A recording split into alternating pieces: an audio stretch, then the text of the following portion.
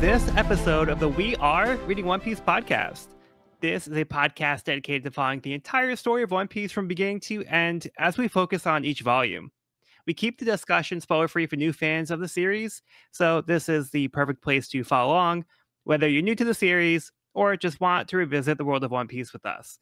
This week, we will be covering the second part of Volume 69, S.A.D, which covers chapters 685 through 690.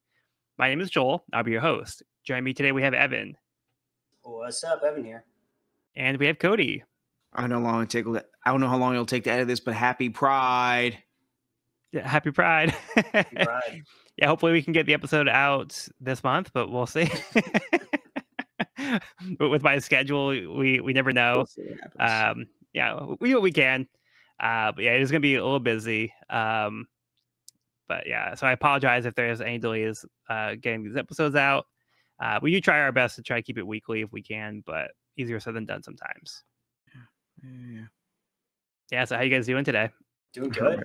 I hurt my back. I'm an old man. It's okay. I wish if I had a doctor, if I had law or chopper, I'd take Caesar at this point.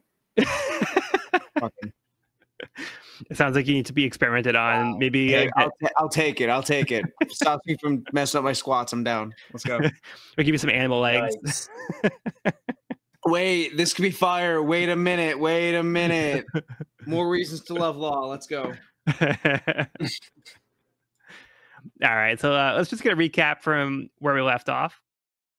As the Straw Hats and G5 began to make their way through the lab, Caesar began closing the shutter doors throughout the building in an attempt to trap them in with the poison gas. Luffy and Smoker went ahead to find Caesar and Virgo, while Law made his way to the S.A.D room. As a precaution, Virgo went personally to make sure Smoker and Law wouldn't get away and expose the true motives to the Navy. Virgo ended up finding Tashigi and the G5 soldiers. To their surprise, Virgo attacked G5. Sanji fell back from the rest of the Straw Hats to aid Tashigi. The other members of the Straw Hats fought off Vegapunk's smaller dragon. Luffy and Smoker found Caesar, but Virgo had already left, so Smoker went to find him. Before Luffy could defeat him, Monet intervened with her Devil Fruit powers and blocked Luffy in an igloo. Trapped, Luffy's only way out was to break through the floor. Chopper attempted to help the kids, but was overrun by them rampaging from the withdrawals. Thankfully, the other Strats arrived to help. Virgo showed up at the S.A.D room and confronted Law on Doflamingo's orders to kill him. Smoker arrived in time to help Law. Luffy stopped falling, landing in the underground trash dump, where he found a small talking dragon. Yeah, so Evan had a prediction as to who that dragon was. It's Mushi.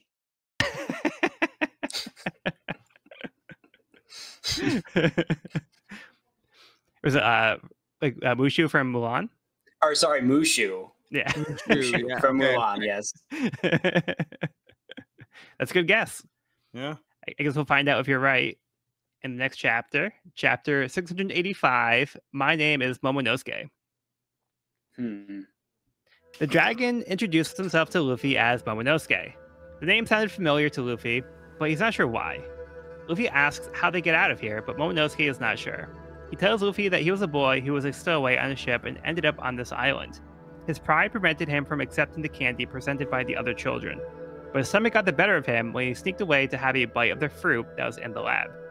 He suddenly turned into a dragon and ran away from Caesar's henchmen, hiding in the chute that dropped him down to the dump. He overheard Caesar's plots and realized the kids will die from the experiments, but fell down before he could warn them. Luffy reassures him that his friends are helping the children. Momonosuke has a terrifying vision of Doflamingo and goes flying away on instinct, so Luffy grabs on. Meanwhile, Smoker and Virgo continue to fight.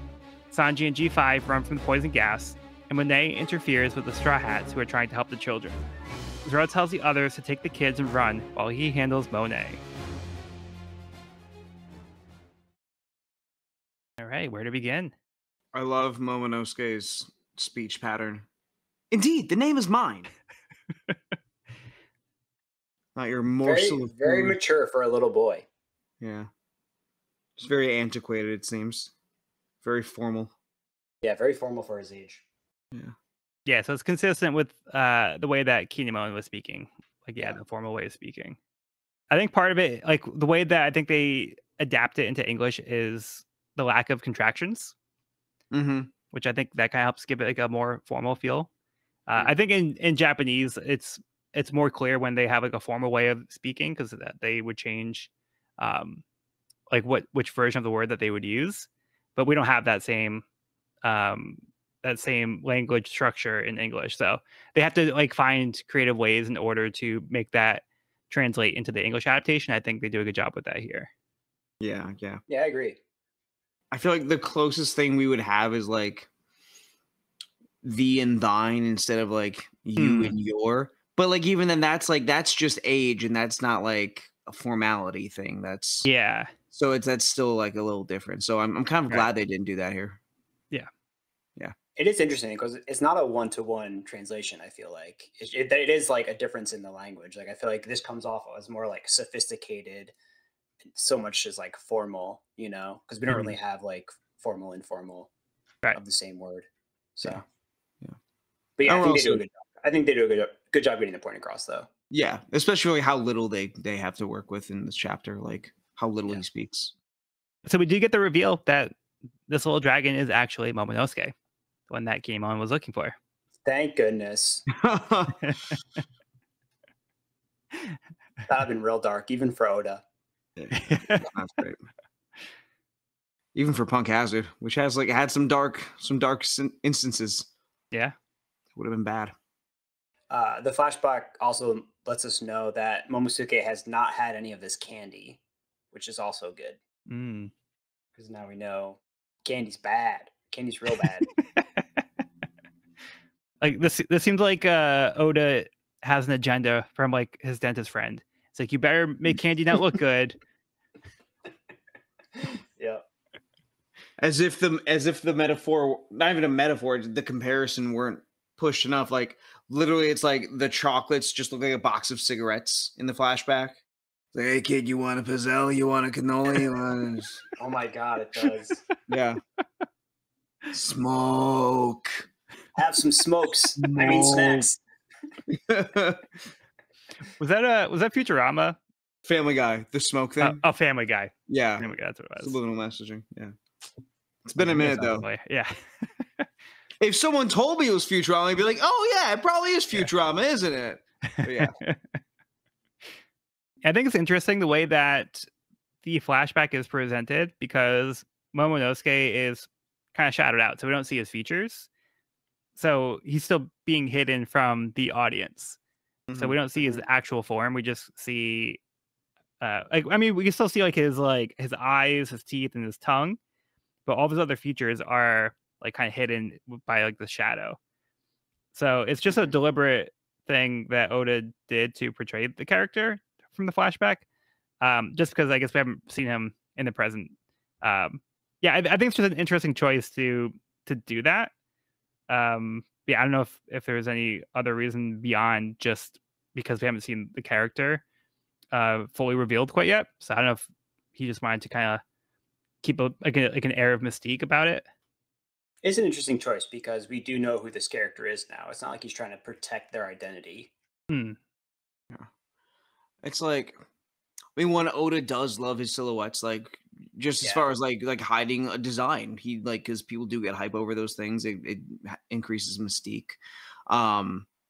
And maybe there is something about the way Momonosuke looks once we see him if we see him in a human form that could be significant here that Oda can't show us yet. Right. I'm wondering if it's also like based on this flashback, he's been a dragon for a little while now, right? Like I want to say it was like what 10 days or something. Yeah, like that's a long time, especially for a kid. Like how I wonder if it's like so much like he might not does he even feel human at this point? It was like his own kind of recollections, like I can't remember what it looked like, kind of deal. I wonder, yeah, maybe. I'm spitballing here, or even just like I don't feel it. Even it's not like I remember it, but like I don't know. It's a way to like disassociate. Yeah, kind of. Okay, I can see that. Yes. Yeah. One interesting detail is that we find out this devil fruit is artificial. That was created by Vegapunk. Yeah. Pretty huge meta drop right there. That's wild. I mean, so we already knew Caesar was making artificial devil fruit, whether he realized he was or not. I don't think that was confirmed, but we kind of Yeah, we didn't know that. But one thing I did want to bring back up is I don't know if you remember even mentioning this, but in episode 83, you brought up that possibility that Caesar might have been making artificial devil fruits because when with the apples, with the apple, yeah. right. So that was one thing you said, which I don't think I even clocked at the time. But you said like you brought up, oh, like is this like some kind of artificial devil fruit? So Caesar making devil fruit. So that could be what and was I was happening. like, how crazy would that be? Bro, Evan ate the How theory. crazy would that be?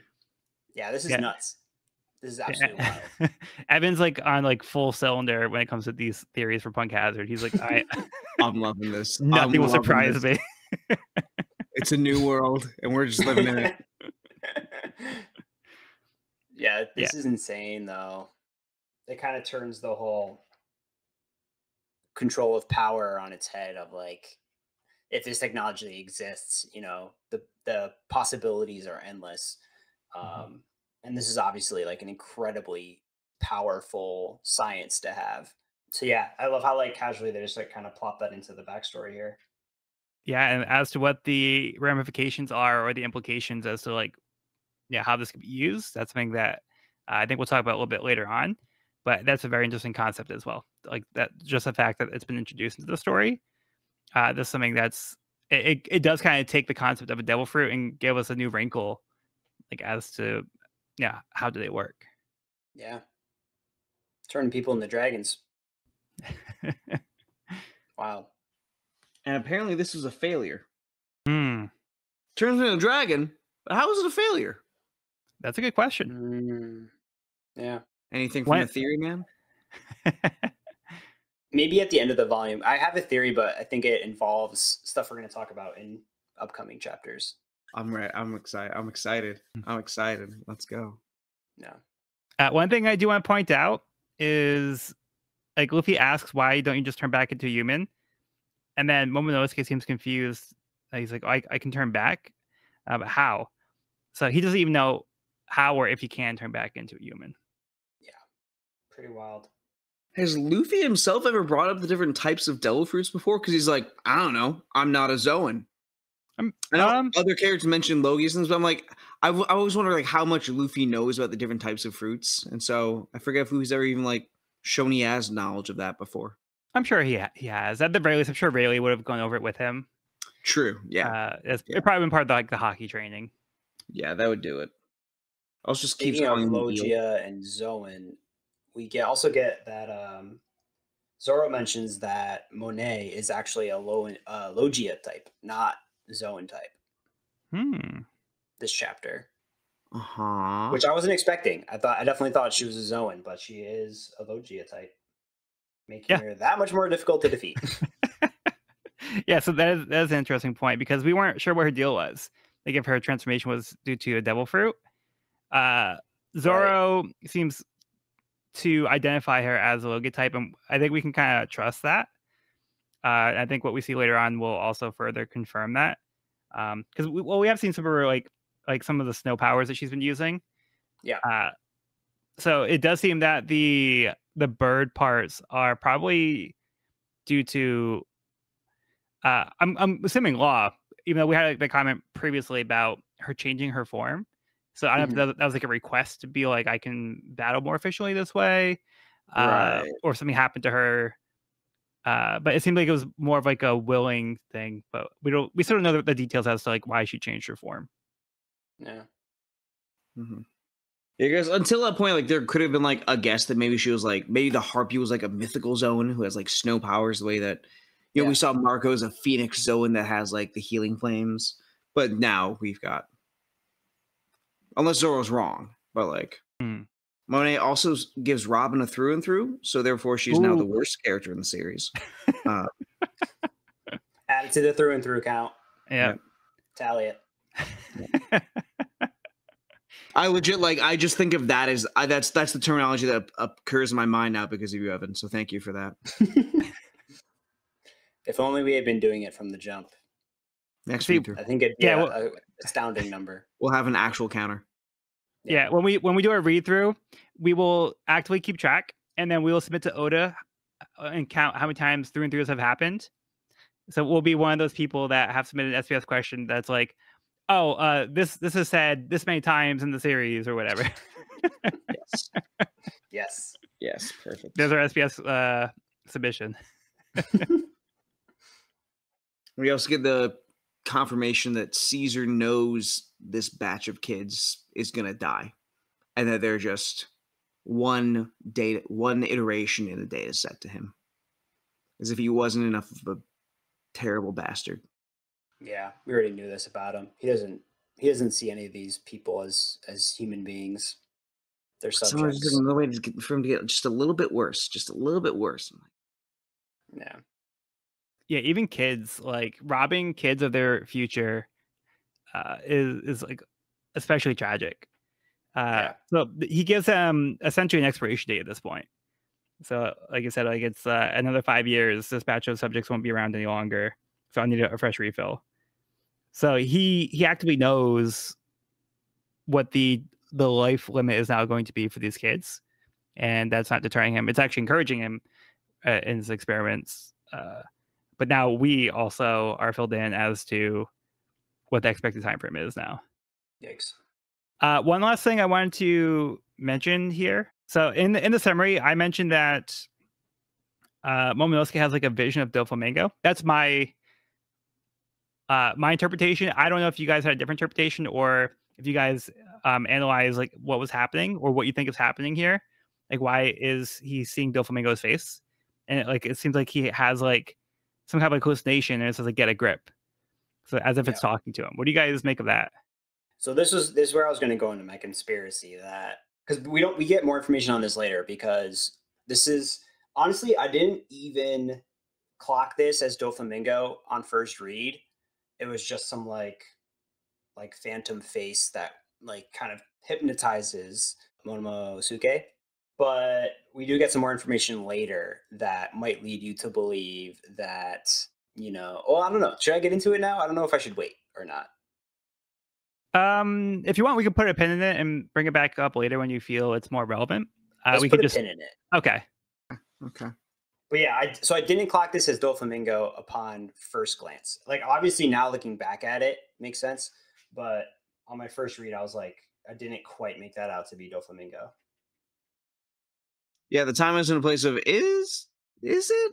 I don't know who else it would be. The glasses look pretty distinct, but as far as why, I'm still racking my brain because I'm like, I don't think they've ever met unless I'm wrong. Who knows? I don't see how, but like we'll see what happens. Yeah. Yeah. Yeah, it was just distorted just enough for me to not immediately clock it as Doflamingo, I feel like. Okay. Yeah, I don't know if I have a good answer for this. Maybe it might be explained further on. That's why I wanted to mention it because I don't think I have a good explanation. Even if we get additional context, I don't know what exactly is happening here. So yeah, again, during the summary, I tried to explain it as best as I could from my understanding. But there could Okay. be a misunderstanding. It could be wrong. I don't know for sure. Okay, I do have a theory, but let's bring it up later when we get more Okay, information. sounds good. Hey, did you guys have anything else for the chapter then? No, it's a shame we get so little of the Smoker Virgo fight here. Oh, we'll get more later. Yeah. So when we'd get a little more, but yeah, we'll get a little more later. Yeah, there's like a few check-ins throughout the chapter, but I didn't think there was anything super significant. All in due time. All right, and then just real quick, we also get the SBS where we see the young kid versions of the Impel Down characters. Oh yeah, Mama Joe with his flower, buddy. this is kind of a fun trend that he's been doing all these little caricatures of Yeah, I've been enjoying this. the children. Yeah, it's been fun. And it's like fun to see like a little glimmer of who they are going to become, even as kids. Like we kind of see like some like foreshadowing when it comes to some of these characters. Yeah, so I think these are a fun little thing. Like Magellan even has like a little like Hydra, like on his shirt. Hannibal's never worn a shirt in his life. All right, well let's move on. We'll go to the next part of the cover story, Caribou's New World Kihihi Volume 11, Saving Big Bro. Corbu knocks Caribou down from the burning stake. Damn. Yay! So close. Ugh, We're almost there. We almost had him. so close. Stupid lizard. Yeah, Evan, I've been getting the impression that you're not a fan of Caribou. Yeah, that's the correct impression. Okay. I'm not a fan. Yeah, so Yeah, this I might would've been not be your perfectly fine favorite if he cover didn't. story. Yeah. Yeah. I'm bummed.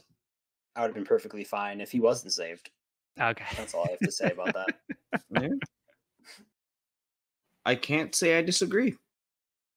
All right. Well, let's move on to the chapter. Chapter 686, The Snow Woman in the Biscuits Room. While Zoro fights Monet, Mocha runs from the other kids with the drug candy to keep it away from them. Nami, Robin, and Chopper run to help Mocha. Sanji charges through the Biscuits Room with G5, finding Zoro combating Monet. Zoro tells Sanji Nami and Robin are up ahead, so Sanji continues on. Tashigi decides to stay behind and help Zoro, getting the feeling that she's needed here. All right, thoughts? I want to jump right into the Nami scene because I was like hyped that we got Nami using the baton.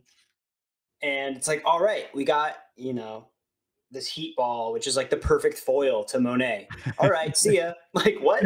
I would have loved to get more Nami here, like being like, oh, I could really make a difference in this fight. Like, this is a good matchup for me. But then she flees. So I was a little bummed about that. I get the impression it was more of like just enough to create an opening for her to get away. Yeah. I feel like if she stuck around, she probably would be a pretty easy target because Zoro's had to like intervene multiple times to protect Nami from getting injured or killed. Yeah. So yeah, I think she might be able to make a contribution, but I think also her priority is probably the kids at this point. Fair enough. Yeah, it just could have been a cool opportunity for Nami to like step up as a fighter because she's kind of more of a support character when it comes to combat. But she's got some moves. Like she's got some cool moves, and right here we see a very effective one. But yeah, she flees with Chopper and then gets trapped. And then she's saved by Robin using the Quattro Mano Spank, which is a new one. We haven't seen that one yet. Yeah, what do you think of this form of Monet, though?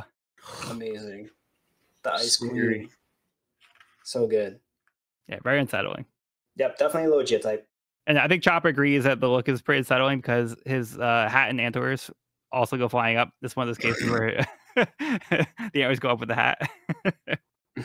Yeah, but it's pretty scary looking here with the long sharp teeth, like a abominable snowman or snow monster type thing. Yeah, and like the icicle teeth. So cool. Yeah.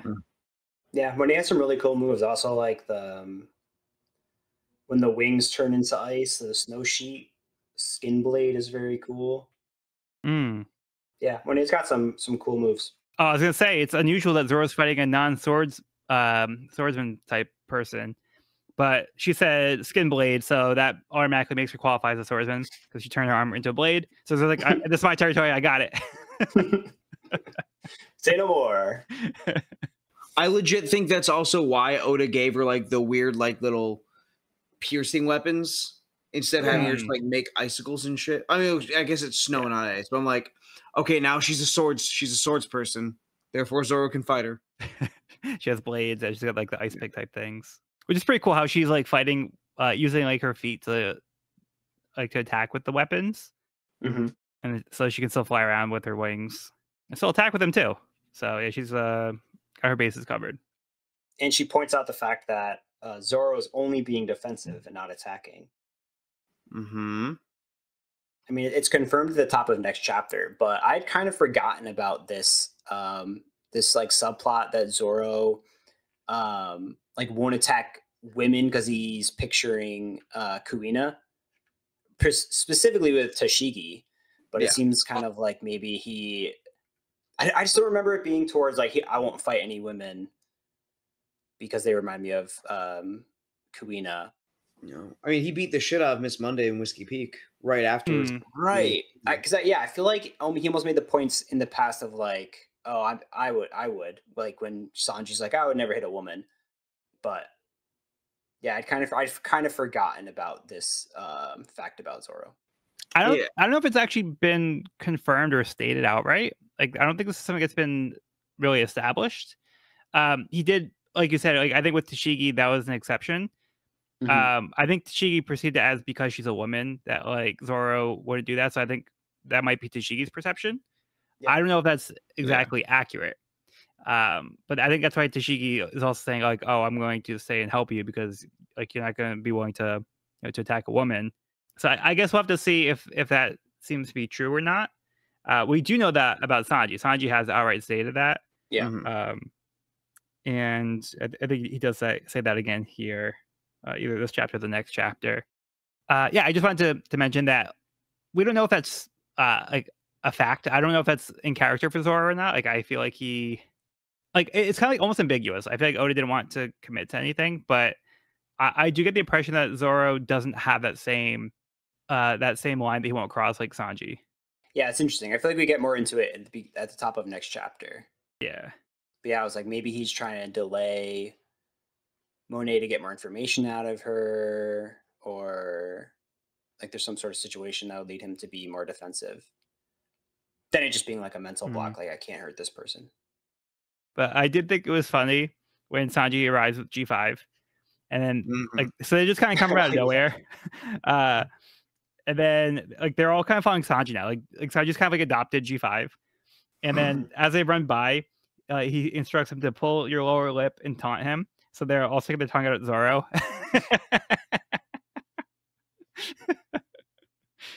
So good. We kind of get like the impression like G5's kind of like they want somebody to instruct them and to lead them. So yeah, I just think it was like a funny little moment here. They desperately need leadership. I love Zoro's like, I so hope they slip and fall in the snow. And Sanji actually does. He sees Monet, which is hilarious. So well done. Yeah, fantastic. But these bites are pretty brutal when Monet freezes like this G5 guy and like bites the shoulder, and it's like takes a big chunk out of his shoulder. Yeah. Brutal. Just leaves a hole in this guy. Yeah. Like immediately cauterizes the wound with the ice and just takes a chunk out of him. Brutal. Like he's ice cream. Like he's ice cream. Yeah. And then we end up with a Tashigi and Zoro team up. Yes. Zoro Toshigi ship. I hope this would be if this happens, it would be probably my best prediction ever, because I've been saying it for so long. And every time I get the two of them like on the same page, I'm like, oh shit. It's confirmed. Oh shit. Yep. I'm here for it. All right. Anything else for this one? I'm good. Okay, let's move on. All right, so Cody wasn't feeling too well, so he's going to take a break and maybe check in later. But Evan and I are going to carry on, and we are going to move on with the next part of the cover story. Caribou's New World, Kihihi, Volume 12, Caribou on the Lam. Now that he's been saved, Caribou sneaks off with their pirate ship and leaves his brother at the mercy of the Navy. I mean, come on. What a scumbag. Thanks for the save. Hope you don't die. Bye. Awful. What a great captain. Like, he leaves like all of his men to just get like defeated by the Navy and take their ship. What a great captain. Just leaves his savior behind, and his brother. His brother who just saved his life. I love that we get Korobu's hair also like reaching out in dismay. Yeah. Like, wait, don't go. Come back. Yeah, this guy's the worst. Yeah. So that is completely scummy, but so funny. The worst. All right, let's get to the chapter. Chapter 687, Wild Beast. Zoro orders Tashigi to join the others, but she says she is staying here, telling Zoro that she thinks he won't be willing to cut down the woman. Offended, Zoro decides to sit back and let Tashigi handle this then. Tashigi struggles with Monet managing to turn into her snow form and bite Tashigi in the shoulder. Feeling his point has been made, Zoro gets up and decides to continue fighting. As Zoro rushes towards Monet, she is paralyzed by fear, realizing Zoro is going to cut her in half. He does, but he didn't use Haki, so Monet is able to reform using her Devil Fruit powers, though she is still recovering from the fear and can't fully reform. Zoro begins to leave, so Monet attempts a sneak attack from behind. Tashigi intercepts, slashing at the bird woman. Tashigi scolds Zoro for not finishing the job just like she predicted, but Zoro maintains that he would have done so if she didn't.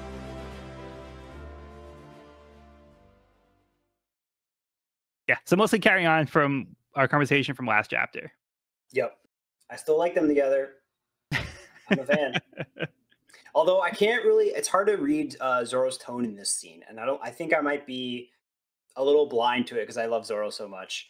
But he kind of like, is he being an asshole or is he just being sarcastic in this scene? I can't quite tell. Like, I think I love him too much to be too judgmental. You know what I mean? Yeah. So it's kind of like, to kind of get back at her, he's like, "Oh, you think I can't do it? Fine, I'll let you handle it then. Like, we'll see how you do." So like, yeah, oh, you won't leave? You won't let me handle this? Fine, then you take care of it. So it's kind of like I think he's just trying to make a point and letting Tashigi struggle. Like he had some intention of letting Tashigi die here. So like, you know, when he knows Tashigi's in trouble, he's like, he's going to step back in. Right. But like, he's like letting Tashigi kind of do her thing, and I think Zoro's perceiving it as like Tashigi doesn't have a chance of winning, but he's going to at least like show that like he's the one who's actually needed here, and like he has the capability, but he's just kind of like toying around with Tashigi. Yeah, and he saves her just in the nick of time with such an incredibly badass move. Like no Haki. No Haki, just like an all-out one-sword style samurai swipe and just cuts her right in half. And he doesn't inflict damage, but he inflicts fear in her so much so that she can't really recover from it, which is wild. Because what we have seen in the past few chapters is Monet's no slouch. Like, she's a very strong Devil Fruit user with a lot of different tricks up her sleeve. Almost bested Luffy in their one-on-one, but Luffy was able to escape. And so I feel like that kind of just goes to show how powerful this move was. And the panel that we get with the follow-through is using the Demon Blade too, right? Isn't that the Curse Blade? I think so. Yeah. So sick. This is my kind of chapter, man. Give me a Zoro Tashigi chapter. I'm all about it. I love it. I mean, together. I love Zoro as one of my absolute favorite characters. But yeah, just like the time dedicated to that slash, where like we see Monet's body just cut in half, and Zoro like in the stance here after the follow through. And then like, you know, the next panel, like we see like Monet's face split in half. So like if she was like actually like killed here, that like this would be like pretty graphic and gnarly. Yeah. But like you said, like Zoro didn't use his Haki here, so kind of proven Tashigi right, where it's like he's going easy on her, and he didn't. Like, he could have killed her right here, but he just didn't. And it's like now she has a chance to like get up, but yeah, just like the idea that she should be dead right now, like she essentially experienced like dying, and like now she's kind of grappling with that mortality. And it's like she's struggling to recover from going through that fear. So yeah, she essentially experienced it, but now she has to try to get over that. Pretty amazing. Like, and a really cool concept of being a Logia type that we haven't really talked about up till now is like that experience, like you're actually going through the emotions of dying here, essentially. Yeah. Pretty wild. She thought she was done. Well, I think part of like a lot of the Logias that we've seen, I feel they have almost that sense of invincibility, right? Where they're like, oh, they're used to things that affect them. Like, Crocodile would like stand there and let the attacks go through. So it's like we see the things like go through his face, but he's like, oh, I'm not phased by it because I'm a Logia type. Right. But Untouchable. then we do see like, oh, actually, Logia types aren't invincible, and that's where it becomes a case where it's like this, where they can't just rely on the Logia powers to survive all the time. Yeah. Because of hockey, but he doesn't even use hockey here, which such a cool move and a really cool concept that what it brings into like the Logia type here. Big fan. Yeah, and I like this little moment he has like before he does like the slash. So he says, "The instant you realize you couldn't match up to me, you should have run for your life. Yes, there are times I don't want to use my swords, but let me ask you: have you ever met a wild beast that you could guarantee would never bite a human? Because I haven't." And that's when he rushes in. So he's essentially calling himself like a wild beast. Yeah. And then she has that moment of realization, like, "Oh, he's going to slice me." So, and then she like kind whatever of false sense of security or comfortability you have is misguided. Love that.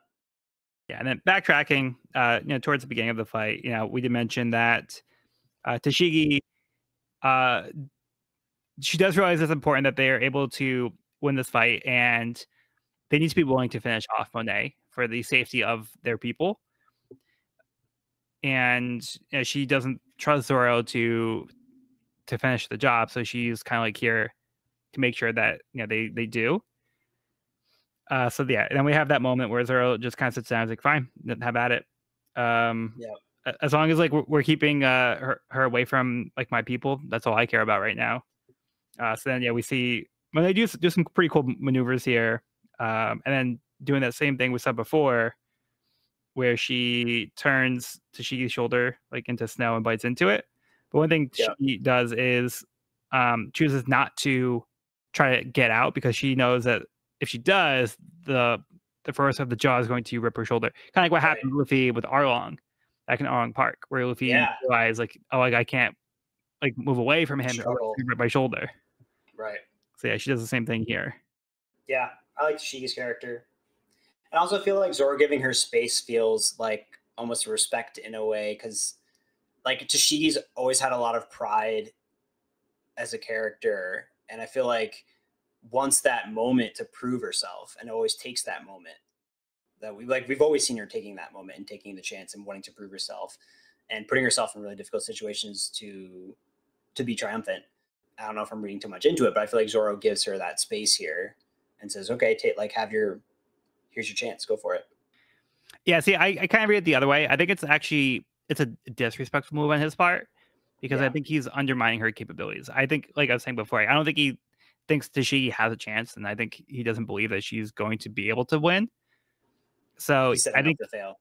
Yeah, so I think he's like, go ahead, like see if you can beat her. Go ahead, try it. And then he's like, all right, you're taking too long. You're like, you talk big, and now you just goof around. So I'm gonna take care of this because you're not getting the job done. So yeah, I think Zoro's just a little bit more of like, I think because he didn't like the way Tashigi was talking to him, where like Tashigi's saying, like, oh, I don't think you can get the job done, and Zoro's like, oh, I don't think you can get the job done. So let's see you do better. Right. Yeah. I think I'm blinded by like I want this to happen so bad. I don't even know if it's a theory so much as just a hope of mine. But yeah, I think Zoro's definitely towing the line between sarcastic and asshole towards her. At the end of the day, Zoro's still a pirate. And this is part of the reason why we love Zoro is because of like his attitude. Yeah, totally. And then Zoro, we know, can typically back himself up. Yeah, he talks big too, and he can usually deliver. Right. He's got the goods. Yeah, love that chapter. My kind of chapter. So yeah, then Tashigi does decide to land the cutting mist below. So when she sees Zoro fail to kill her, and then Monet starts to try to attack Zoro, and then Tashigi steps in, and then they have this moment where Tashigi's like, "That was careless of you. Like you didn't take this seriously. You didn't finish her off, and like I had to save you." And Zoro's like, "You didn't have to save me. I would have done it if I had to, but I didn't need to." Mm-hmm. And he's like, "Oh yeah, good job, Captain. The credit's all yours." Yeah. And I think this last line. Maybe that applies to more what I was saying before. He gives her a shot here for sure. Well, then the last line they kind of summarize it nicely, where she's like, "What? How can you be so patronizing?" And he says, "Because you're so inferior to me." So Yeah. it's like, yeah, he's like sarcastic saying, "Oh, good job, like you did it." Right. I'll give you the credit, like because he doesn't like it doesn't mean anything to him, you know. Right. But yeah, that's my thoughts on it. Yeah, that's fair. Hey, anything else for this one? I am all set. Okay, let's move on. Caribou's New World, Kihihi, Volume 13, Divine Retribution. Caribou has to abandon ship as it gets overtaken by waves, being left with only a rowboat. Just like we said, best captain ever. Captain goes down with the ship, right? He probably couldn't handle all that ship by himself. Jeez Louise. Yeah, I don't know. I guess I'm curious what happens to him just because we know what he knows, but I could care less what happens to him, really. All right, so to be continued for now. Moving on to chapter 688, Mocha. Chopper, Nami, and Robin attempt to keep the kids away from Mocha. Chopper looks on in horror when Mocha eats the candy for herself as a desperate move to keep the drug candy away from the other children. Earlier, Chopper had explained to Mocha that Caesar was using the kids as experiments to test the drug to grow giants to use as soldiers, but all the previous tests have resulted in death. He warns that under no circumstances that the kids should eat the candy, otherwise they will die and they will never get to see their families again. Chopper says Luffy will defeat Caesar and they will help all of the children, so it's important not to let them have the candy. Mocha falls to the floor and spits out blood. Chopper rushes to her aid, shouting that Mocha chose to sacrifice herself to help the others. Sanji and G5 arrive to help, applying sedatives to calm the children down. As Mocha gets carried away, she tells Chopper that she was able to keep the drugs away from the other children. Chopper feels guilty that Mocha made that decision based on what he told her, and thanks her. Luffy and Momonosuke reach the exit of the trash chute. Luffy asks the henchman where Caesar is. Oh man, Oda, why you gotta keep doing this to us, man? This is a tough chapter. Yeah, this one's heartbreaking. This is a heartbreaking chapter. Yeah, for a kid to be put into this situation and have to, not have to, but like does make such a difficult and selfless, sacrificial decision is just like absolutely heart-wrenching. Yeah. Yeah, she makes the decision with the understanding of like how important this is and what it means to take the candy. So she thinks it's better to eat the candy herself to prevent any of the kids from having the candy and then resulting in them dying. So yeah, she has to make that hard choice, but she does it like willingly in order to save all the other kids. Yeah, Mocha's a hero. Yeah, she's kind of the MVP. For sure. And I love Chopper in this chapter as well. Yeah, me too. Chopper cares so much, and like it hurts him to see these kids going through this. Like he's trying so hard. Yeah, like he's trying to get these kids to understand they don't understand like the implications or like how serious this is. Mocha's kind of the one that really gets it. So Chopper was kind of like relying on Mocha to be like the kid to maybe reach the other kids. Yeah. But then like the moment when Chopper sees Mocha eat the candy, like the look of shock and like anger, he's like don't do it, spit it out, like don't do it. And then like we could see like the heavy shading in his eyes with the circles. Yeah. And then like after she falls to the ground, so after like the little flashback scene, just like this look of like Chopper yelling, like all like this like the lines that Oda puts on Chopper's face and like the tears and like the snot. Yeah, like it's so expressive, and like this panel really got me in particular. Yeah, I'm like sympathetic crying with Chopper here. It's just like so gut wrenching and anger too. Yeah, so he's like angry that Caesar put these kids in the situation, but he's angry that like he can't reach the kids, and like he's angry that Mocha felt that she had to make that decision, and like he's like yelling because he's trying to get through to these kids. Like this is what the candy does to you guys. Like Mocha sacrificed herself to save you guys from the effects. So stop like blaming Mocha for this. But then it's still not really getting through to these kids, and thankfully G5 does show up to subdue the kids. Who are a little bit less gentle than maybe they should be with the kids. Yeah, so for Chopper too is because he's feeling guilty as well, because he feels like he could have prevented this, or like he has the skills and knowledge to have prevented this or intervened in some way. Yeah. Which is like misplaced guilt, but like we also, get it from Chopper's point of view. Yeah, and he kind of confided in Mocha, and again, I think maybe he feels like he put like extra pressure on Mocha because she understood like the severity.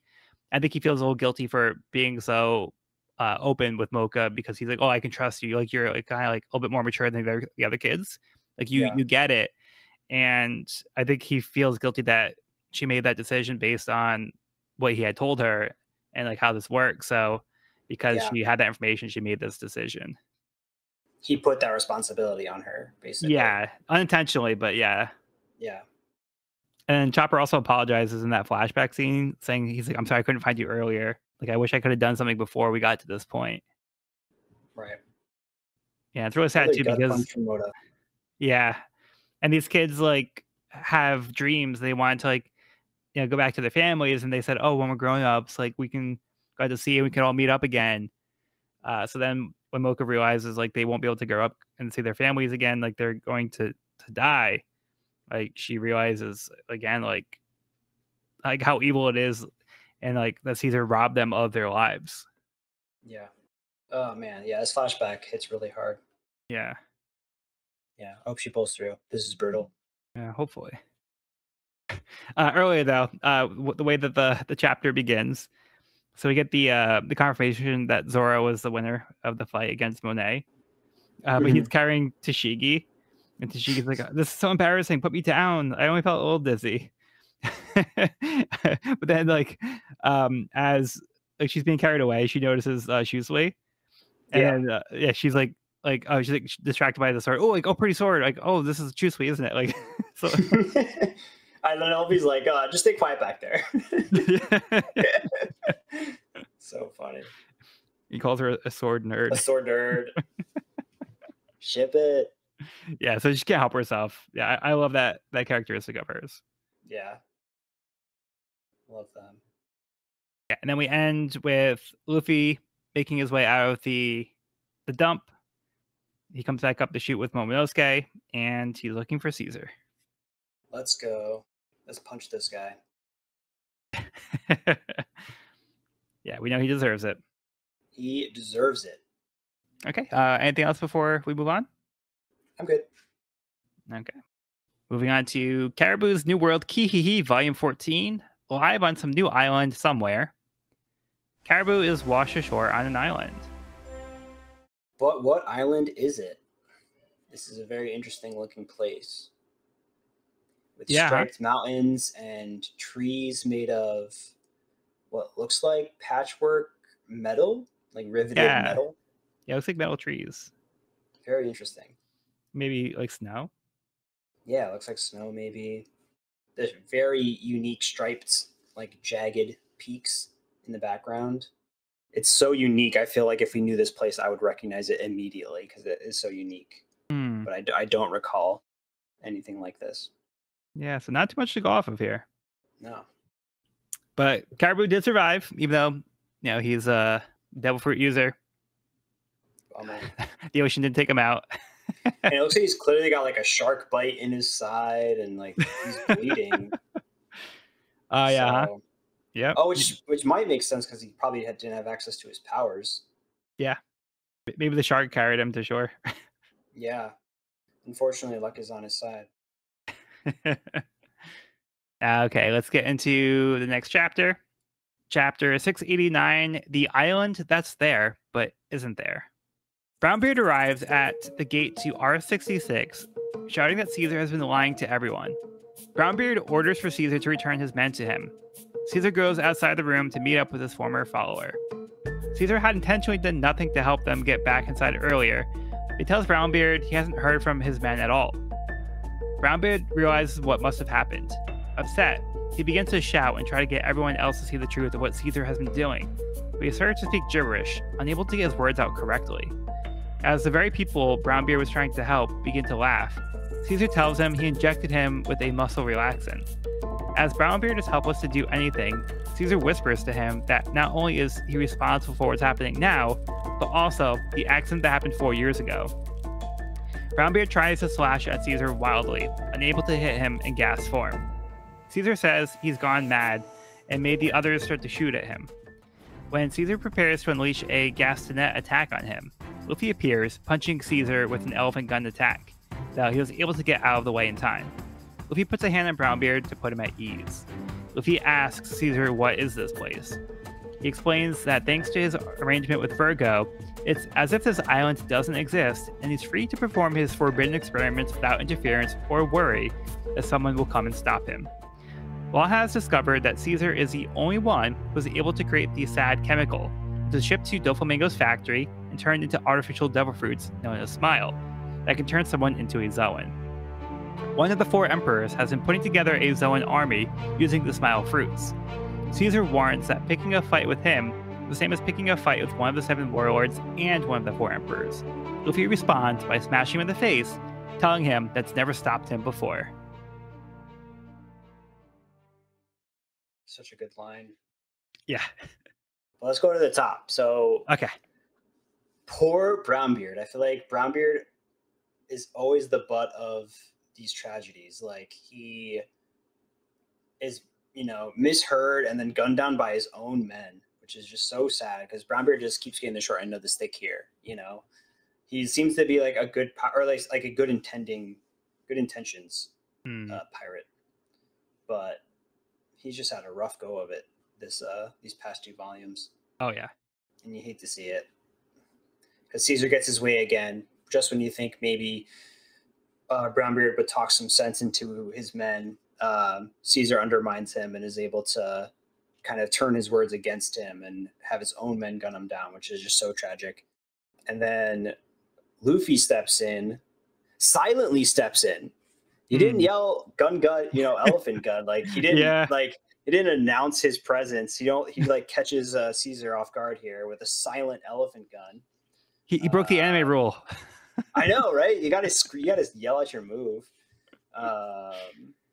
But yeah, and then Luffy is all business, right? Like Luffy shows up and he's got a serious face on. Yep. And just lands an absolute devastating punch, which was so satisfying. That panel is incredible. Like Luffy looks super badass. He's got the armament hockey on his fist, and then a great one-liner to wrap it all up. Super sad. You can even see the punch mark on Caesar's face there. So good. Yeah, almost like the Bellamy punch. Yeah. You gotta need some nose surgery after that one.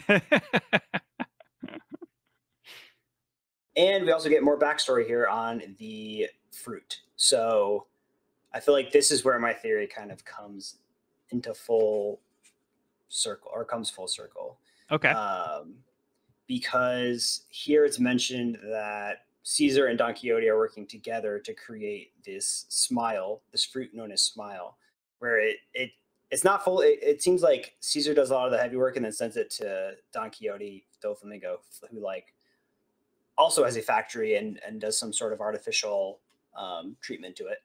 And it's turning people into man-made Zoan types. And here we kind of see a conglomerate of all different types of animals. So seemingly they might not have control over what kind of creature is created.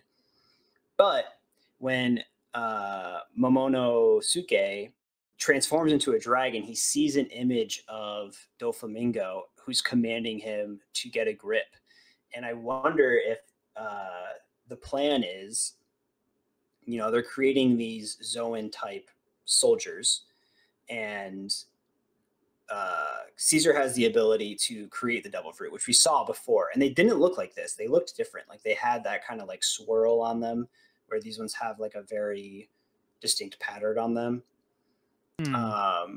And so I'm wondering if Don Quixote's adding some sort of like mind control ability, or he has some sort of way of adding mind control so that they're creating these Zoan type soldiers who are essentially brainwashed. Because like when we see Momonosuke getting this command from Doflamingo, his eyes are all like hypnotized, like his eyes kind of glaze over. And so I'm wondering if, what's a Zoan army if you can't control them? And so I feel like Doflamingo has some way of almost like hypnotizing or brainwashing in some way where he has like access to their mind or able to give them orders directly or kind of control them. And I'm wondering if that's why it wasn't finished about the one that Momonosuke ate, because he kind of like got a glimpse of that, but he hasn't really been, from what we've seen so far, under the control of or hypnotized by Doflamingo. Okay, so you think that's an intentional aspect that they're putting into the smile fruit? Yeah, that's what I think. That's my theory. Okay. Actually, your theory made me come up with another theory or a Ooh, possible cool. explanation. I wonder if that's actually the reason why it's a failure. Is this like a side effect? Mm. So, like, Doflamingo. yeah, it's like that vision of Doflamingo. I wonder if that's why it was a Yeah, failure. interesting. Because it's not elaborated on. But the details are what makes this a little confusing because the way that the production works is Caesar is the one who's producing the SAD, which is like the chemical that they use to create the devil fruit. Yeah. But then the SAD chemical is sent over to Doflamingo's factory, where Hmm. they then use it to create the devil fruit. So one thing is, like they said earlier, is that the devil fruit that they found was Vegapunk's artificial devil fruit. So that makes it seem like maybe it must have gone to Doflamingo first and then sent back. So there's two possible explanations from that line. Is it was either something that was from Vegapunk, who like he did some kind of experiment on these artificial devil fruits, or the henchman assumed it was Vegapunk's and not Hmm. Caesar that was involved with this. They might thought it was Vegapunk's fruit and not actually Caesar's. So they might have been uninformed. So Hmm. it's unclear if that was a fruit that that Vegapunk had created, or if it was one that Caesar created with Doflamingo, but it was defective. So maybe it got sent back for like testing to see like what was defective about it. Right. Um, so that might be why it was here, because it probably would have had to go to Doflamingo first and then come back here, because the devil fruits aren't created at Punk Hazard. Which is interesting because we have seen devil fruits created at Punk Hazard. Right. So that I think might imply that it's actually that's a different process than what's happening here. Yeah, and they do look different, notably. Yeah.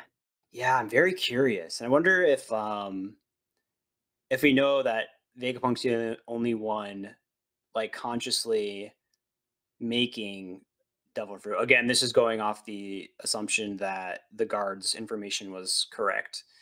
I wonder if maybe Doflamingo has Vegapunk held captive and is like Hmm.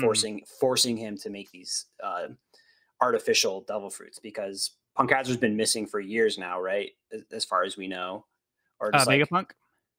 yeah, sorry, I don't know what I said. Vegapunk's been missing Okay. for years, so this could maybe answer his disappearance. So I think we just don't know where he is. I thought, Uh, wasn't he like, didn't he like disappear though, or he's just, no one knows where he is? he had an abandoned lab, but Yeah. he was the one that converted Kuma into the pacifista, and he was doing the technology for the the sea, for the navy to cross the sea by applying the sea prism Mm, effect to keep the sea kings away to go along the common belt. that's Um, right. so he was doing work for the navy, but we Yeah. don't. I don't think we've had any like real update on him since the time skip. But he did abandon his lab on Baltimore where Frankie was, and Frankie found his abandoned lab. So maybe that's what you were thinking about. Yeah, Yeah, maybe. For some reason that was in my head, is like he had disappeared. But yeah, I guess we've seen two of his deserted labs at this point now. yeah, So yeah, because he wasn't operating on Punk Hazard anymore either, which was deemed like right. a hazard.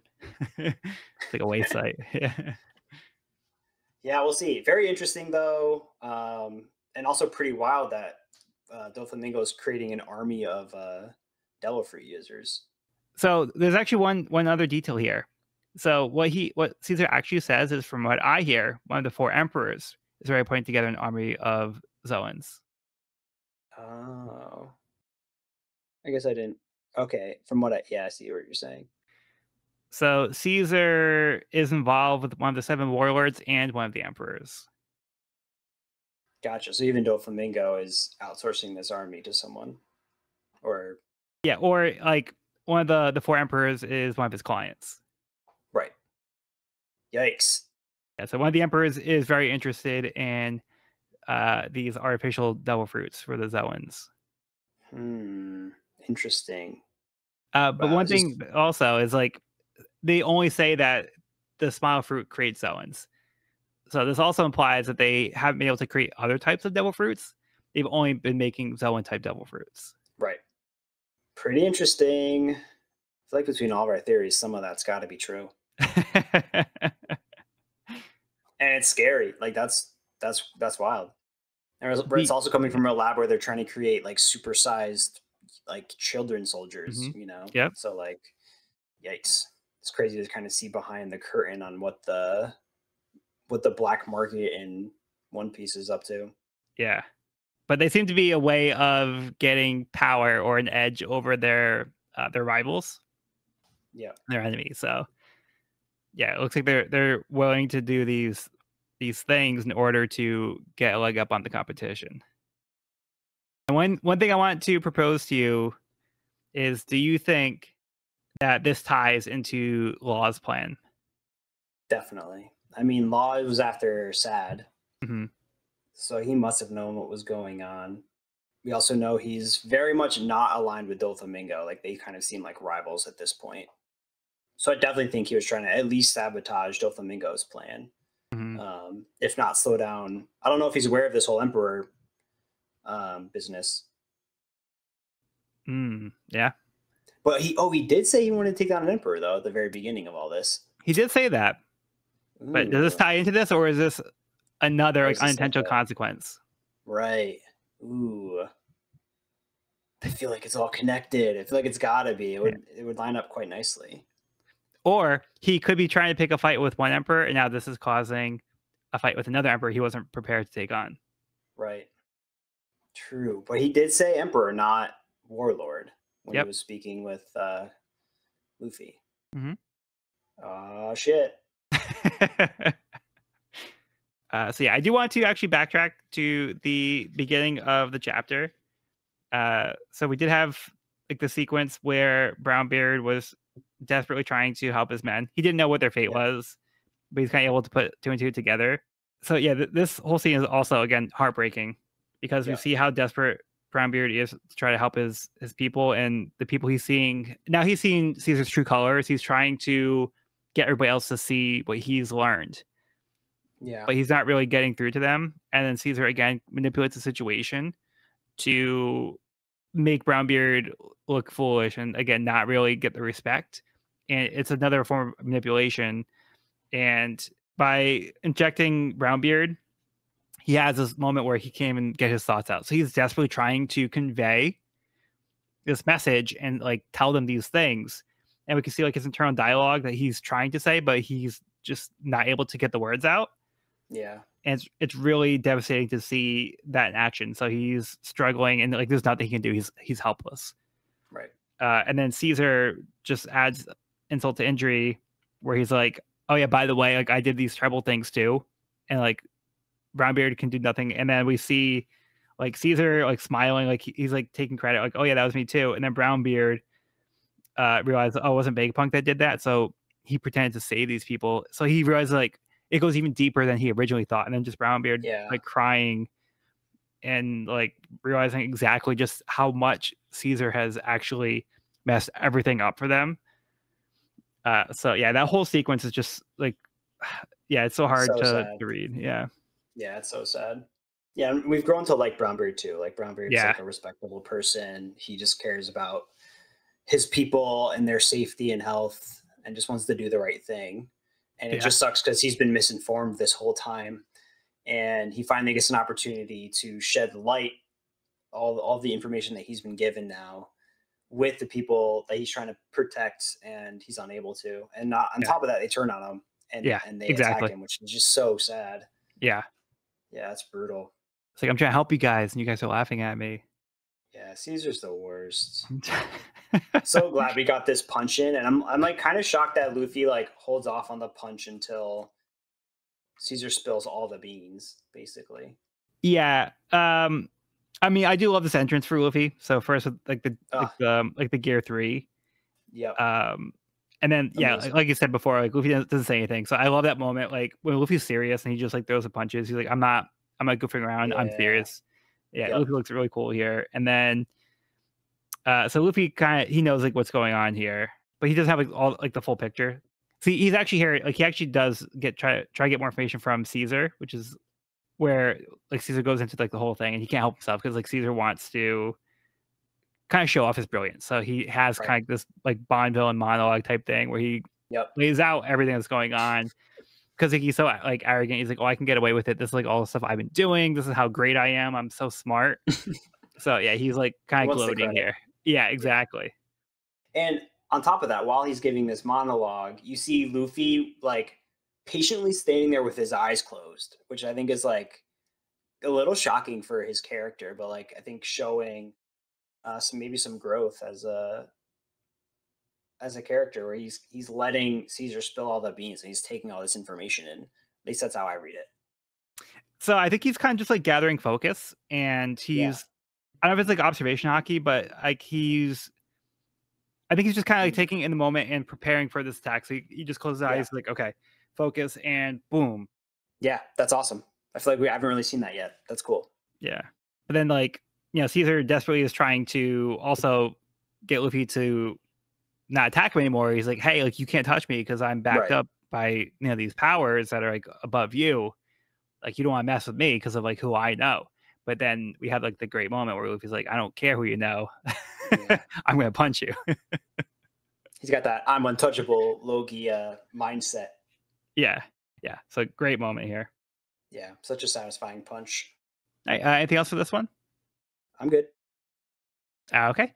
So let's get into the next part of the cover story. Caribou's New World, Kihihi, Volume 15, waking up next to an old hag. Caribou wakes up in the bed, being treated by an old woman. Poor lady. Ugh, yeah. It looks like she kind of fell asleep. Yeah. I don't know. Caribou is irredeemable, so hey, maybe this will be a turning even if point she makes for him, I don't know. Maybe she can turn him, but we'll see. One thing I just noticed is even like the floor, the table, the cup, the chair, the bed, they're all also made out of like these metal plates. Yeah, that's true. This place is intense. Yeah, so a little bit of detail there. Yeah. Thankfully, it looks like the bed is maybe not metal, but like the mattress. Yeah. The blanket. Very curious. Okay, let's wrap up with chapter 690, S.A.D. Caesar's followers are shocked to see their master being attacked. He again tries to reason with Luffy, telling him that he doesn't want to get on Doflamingo's bad side, but he finds out he was interfering with his black market operations. Caesar attempts to blast Luffy, but Luffy dodges. Caesar tries to warn that Virgo is a monster when it comes to armament hockey, so Luffy better watch out. Luffy just punches Caesar again. The rest of the Straw Hats continue to try to escape from the gas. Kinemon is horrified to learn that Momonosuke has turned into a little dragon, which may have been the one he cut down earlier. During Smoker and Virgo's fight, Virgo breaks Smoker's weapon in half. During the battle, Law was able to retrieve his heart while Virgo was distracted. Knowing Doflamingo is listening through Virgo's transponder snail, Law announces to Doflamingo that he is losing his valuable pawn as he's about to defeat Virgo, and he's going to take away his supply of S.A.D. As Virgo rushes in, Law cuts him in half, along with the entire facility and mountain it's standing on. He tells Doflamingo that the war 2 years ago was just beginning, and they are entering a new era with unmatched power. Pretty crazy. Pretty wild. We'll get to it. We'll start at the beginning of the chapter. Okay. Where we get to see Caesar's face caved in, which is so satisfying. Yeah. Oh my gosh, this guy needs to go. Yeah. And I love how he's always just trying to talk himself out of this fight, right? Like we saw him admit that he's not a great fighter or not as strong a fighter as Law earlier on. And now I think he's also in a fight he doesn't think he could win. So he's trying to talk his way out of it and trying to Yeah. convince Luffy that hitting him's a bad idea and he's got friends in high places. But I'm glad Luffy's not listening at this point. Yep. Luffy's got a serious face on. He's doing the business. Yeah, Luffy very locked onto his target. Yeah. Yeah, so satisfying to see. Another incredible punch here. Caesar's had it coming. Yeah, so then, like, Caesar is still like, like you said, he's trying to convince Luffy not to attack him. He's saying, "Oh, you have to consider that, like, you're going to make those more powerful people angry if they want you to attack me." Got it. Then Caesar still like uses like this beam. So he attacks Luffy, even though he's like trying to convince Luffy not to attack him. So it seems like maybe he's trying to put Luffy's guard down. Yeah. But he was still doing this underhanded thing, but it misses. Luffy's able to dodge it and retaliate with this heavy punch here. Yeah, we love to see it not working on Luffy, right? Because I feel like Yeah. that's just kind of been Caesar's MO. Is he like talks his way out of everything, lies to people's faces, is this like two-faced kind of pathological liar kind of guy. Mhm. And so, yeah, it's nice seeing him eat his words here and eat Luffy's fists. Yeah, So Luffy can see good. right through him because he's gassed. So good. Oh, we're good. We're on one. Yeah, we're just gonna go catch up. On. Yeah. Yeah, go ahead. Yeah, we just gotta go catch up with some of the other people here. We haven't seen like Kinemon for a little while, but yeah, he has the same realization that you had mentioned earlier. Mm-hmm. The tragedy. Yeah, I know. He's freaking out. He thinks he might have slain his own son, which has got to be, he's going through it. He's going through it. Poor guy. Yeah, so he did learn that Momonosuke turned into a little dragon. He's like, "Oh no, was that him? Did I do that? Oh no, Momonosuke!" He tries to run back for him. Oh man, I cannot wait for that reunion. Yeah, thankfully we know that Momonosuke. We know, yeah, we know all is well, so that's good. Yeah, you get this great fight with Smoker and Virgo. Oh, so good. Yeah, so glad we got a little more of this. Yeah, Smoker's such a badass. I love Smoker's character, and I feel like here he kind of takes a small L so that he can do good on his deal with Law and return his heart to him, which is awesome. Yeah, it's just smart tactics. Like even Virgo kind of saw through him. He's like, "What are you doing? Like you're making no sense. Like I thought you were stronger than this." But Smoker knew exactly what he was doing, and he was able to make enough of a distraction that he could retrieve the heart, get it back to Law, and then as soon as Law is back at 100%, oh my god, Law is a menace, dude. Holy shit! Yeah. Like this power is incredible. Yeah, this is crazy. Right as I'm like, oh snap, we're about to see like Virgo ultimate form here. He's like ready to go ultra, and then Law's like, nah, I'm ready for this, and slices him in half along with like half of the factory. I mean, we've seen Law deal with scale and do incredible feats, but like I think the last thing we saw him do something like this was the ship, which was very impressive. Yeah, but this is like an entire facility that he just levels, like a metal facility. Yeah, just levels it, including like the mountain range around it. Like unreal, just unreal power. Yeah, thankfully the gas seems to be below the cut point. He's not letting the gas in. That could have been real bad. But this is a flex on his part. Huge flex. I mean, jaw-dropping strength, like just unbelievable. Yeah, and like Virgo, even with the armament hockey, gets cut in half here, along with his weapon. Yep. Yeah, wild. Yeah, I know this little speech that he says as well, because he knows that Doflamingo's listening. Yep. So he's like making a statement to Doflamingo saying like, "Hey, like what happened, at the war 2 years ago was like, that's gonna be nothing compared to like what's coming up." He's like, "This is like gonna be a new age." Yeah, times are changing, man. Get with it. Yep. I love this. So you can definitely feel a shifting in the power here, which is very exciting. Very exciting. Yeah. And in this last panel, did you recognize the faces that are here? Yep. We got Dawson, Kid, Hawkins. Or Hawkins, Yeah. Kid, Piano Man, Apu. Caesar, Apu, Big Mom, Hmm. and then Doflamingo, Law, and Luffy. All supernovas, emperors, and warlords, and Luffy. Well, I guess Luffy's a Yeah. supernova too, right? Oh, and Yeah. Caesar. Yeah. And Caesar, Caesar's. yeah. But I do think it's Yeah. interesting that Big Mom's face is in this panel. As one of Yeah. the faces included here. Yeah, I mean, if it's Big Mom, then that's going to tie everything together really, really nicely for what is to come. Because Luffy's got beef, Law's got beef with an emperor. There's an emperor forming this army with Doflamingo. Yeah, it could all be tied together. Probably tied together. We should put a big old target on Big Mom's head.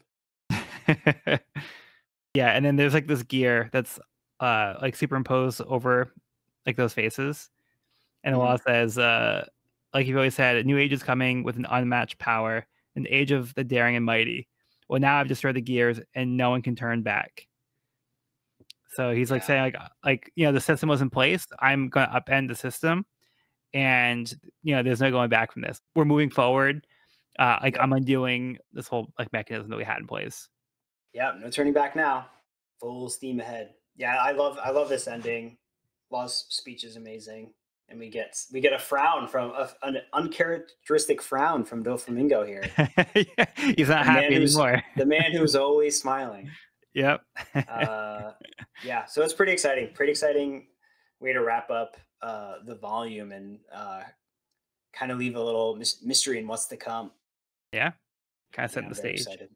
Yeah, it's very exciting. The Law Luffy duo. Hopefully they can stay on a team as long as possible because I love them together. Yeah. All right. Well, any final thoughts for the chapter or the volume? I'm stoked, man. I'm so excited. We got some incredible punches this episode. Yeah. Some just great Caesar getting destroyed. That was fantastic. Love to see it. Yeah, getting to end with this super power of Law is just like I said before, just like jaw-dropping strength. Like I'm so excited to see what else he can do. Like, yeah, this is an incredible flex. Him and Luffy teamed up to go against an emperor. Like, I'm stoked. I'm so excited. I can't wait. I can't wait for more. Yeah, I'm hyped. Yeah, definitely. Yeah, this is a good volume for kind of giving us more information about what's going on here and giving us some of the details to fill in the blank. So this does set up a lot of things moving forward, and it's really exciting to see these pieces start to fall into place. And I think this last chapter does a great job of setting us up for what to expect going forward, kind of setting the tone, and Law's kind of dictating that. Yeah. And then also, Luffy being able to finally get some punches in on Caesar, which is very satisfying to get that after all this build up and just setting up Caesar as such a despicable person and character. So Oda's done such an amazing job of setting up a lot of this emotion and having us develop like these attachments to some of these characters. Again, like Brownbeard is a character that like on this read through is now like he seems like so much more sympathetic than I remembered him being. And some of these moments are heartbreaking, and then, like the moment with like Mocha and Chopper was heartbreaking. But all those things go into like the feeding that fuel of the reader wanting Caesar be taken down. So like all that goes into that, and that's what makes a lot of this very rewarding when we get to moments like this where we can see Caesar being taken down a notch and see the villains being taken down.